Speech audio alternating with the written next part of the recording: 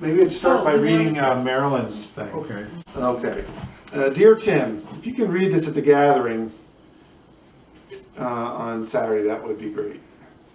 Dear family and friends on the East Coast, we West Coasters are with you in spirit today and send all our love and prayers.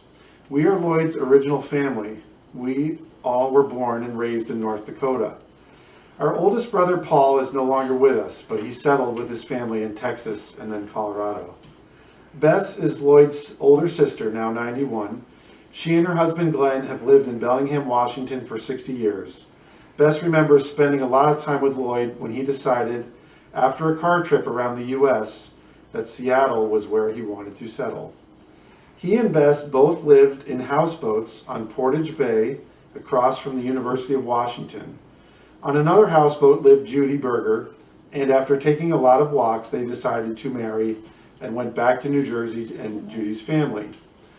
Their house in Roseland and later Shahola, PA were beautiful places and the chosen spot for annual family reunions of the Harrison Berger families.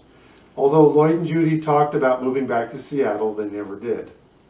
Lloyd's younger brother, Don, moved with his wife Verna to Salem, Oregon, where they had been about 60 years too. Finally, baby sister Marilyn, who is this person, was born 7 years later. She never lived on the farm in North Dakota and didn't have all the farm experiences. She was the only city slicker in the family when they moved to Bismarck. She traveled quite a bit to Minnesota, Indiana, Ghana through the Peace Corps, and Munich, Germany. She moved out to Berkeley, California in 1975 and married David 42 years ago. Each of us remembers something Lloyd did for us. Don remembers that Lloyd gave him his first bike and taught him the skills of painting and woodworking. Marilyn remembers that Lloyd walked her over to the music building at the University of Minnesota where he knocked and where it had a piano playing behind it. They were invited in and Mr. Weiser asked Marilyn to play something. This brief meeting was by a letter offering a scholarship. So Marilyn became a serious pianist with Lloyd and Judy's encouragement. Judy suddenly died on November of 2018, so Lloyd moved to Castleton, Vermont, which was only a 10-minute drive from his younger son, Tim. Andy and Debbie were 2 hours away. In November of 2018, David and I visited Lloyd in Castleton and admired his comfortable new home. Due to COVID, we were not able to come back and see Lloyd again, but we kept in touch by phone and even FaceTime. Bess and Don stayed in touch this way too, so we all felt closer that way. There was a grand plan to have the 5 siblings get together in Bellingham for a week and enjoy being together and telling stories. This didn't happen due to getting older. So despite being a continent apart, we managed to be a strongly connected family. We also traveled across the wide country to be together for Thanksgiving in Oregon or come to weddings back east or just sit for no occasion other than we liked each other. Our parents, Abel and Evelyn, would smile if they knew what happened to their large family. So that's Aunt Marilyn's. There were 5 kids.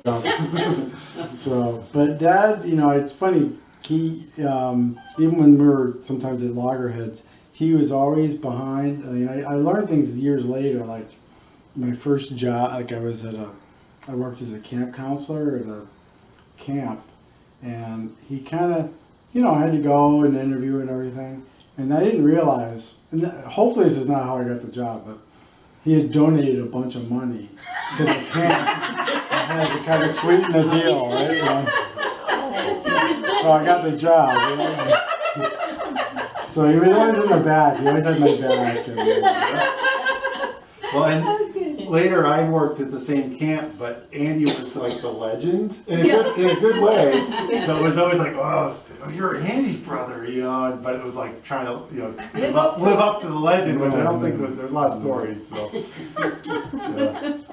Yeah. So he was a good dad. So I was up just a little while ago, not long ago, a couple of weeks ago, and it was his health had, really wasn't great, but we had a really good time. We had a good time. It wasn't like a sad time. We weren't like, oh, this is the last time. It was, No. and I would make coffee in the morning. Like he for a while he was not drinking coffee because it was kind of throwing him off. And I was like, what do you say? We just have coffee. What bad could happen, right?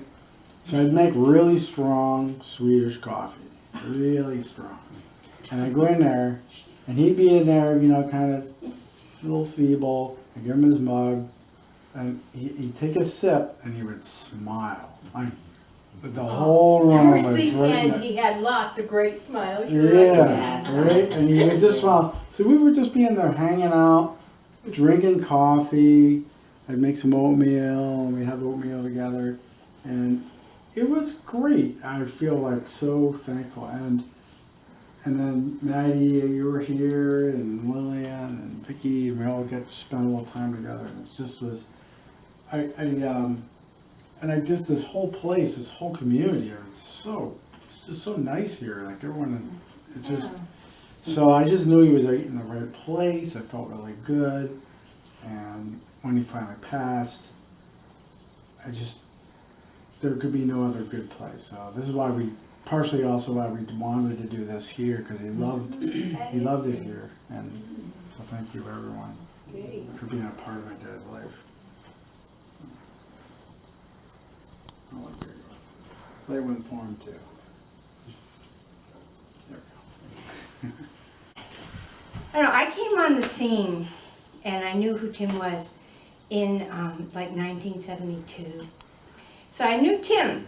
I knew who he was. I was 3. I hadn't met him. He was, Context. yeah, it's not like, yeah, he was like 3 years old. And so I knew who he was all these years.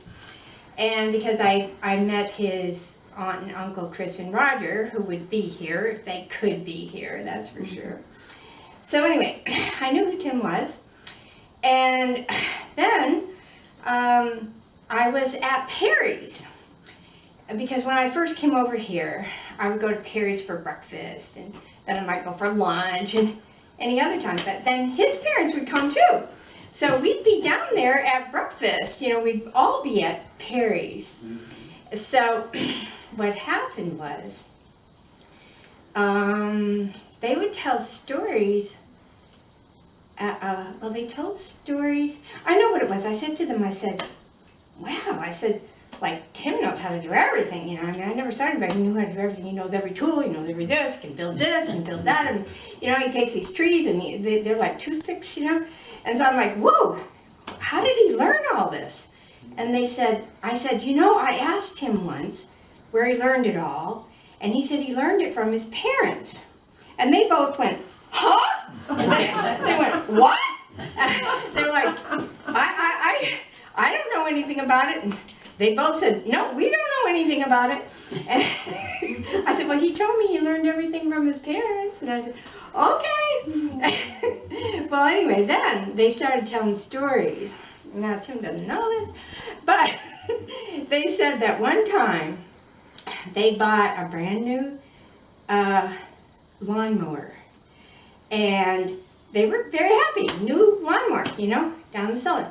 So then they went downstairs a couple of days later, and they saw this lawnmower all in pieces, all over the, all over. They said, yeah, there it was, all in pieces. So anyway, that was the story they had, and I said, that really makes sense. You know, I said, great, no wonder he learned everything. He took everything apart, and then he put it all together, and then he knew everything. So, and they weren't upset. They were like, we were just kind of like surprised, and I met his father's eyes bugged out. That much I know. His eyes bugged out, and that's about all he said. And somehow, that was the story. So, that's what happened when, you know, my daughter and their son, and they're all in one place, and then we all come to visit, and we meet at Perry's for breakfast or lunch, whatever it was. So anyway, that was the deal. That's the story. He was my sexy man. No. He promised to play a game with me, which he never did. And he was Sir, the night is happy to ride young. his bike. I told him, you get in the back and I'll put him in the back. But he met all the women mostly around here. I don't know how he met you, Charlie. I think he went up there to your house. Yeah. Kristen, you do in the laundry too. He was a special man. He was. Yep. And I love taking care of him. But Don't cry. peace, baby. Well, I will say, it's, I heard Tim told me a little story, Lillian, that you were over here, Bob, maybe a month or so ago, and he said, hey, I think you need a little Jack Daniels on you." Yeah. So, I remember that, and that meant a lot. So, I got a bottle of bourbon over here. So, you know, just saying, no pressure, but I'm gonna have a roll myself. I guess my impression of Lloyd was when he was riding his bike around. Yeah, we see him do that a few Yeah, times. he really, it really was great to see him do that. And I wish I had. that's how I want to remember him, riding his bike, before he got so frail and sick. And his friendship was, he always had something to say. He always had a comment, like, you know, don't buy your books, go to the library, that kind of thing. He really looked at the world in sort of a different, he was smart. And he wanted to be unique, and I think he was. He was a unique person. Yep. And I'm gonna miss him. Me too. I am. So, anyway, I'll light a candle for him and say, keep on biking.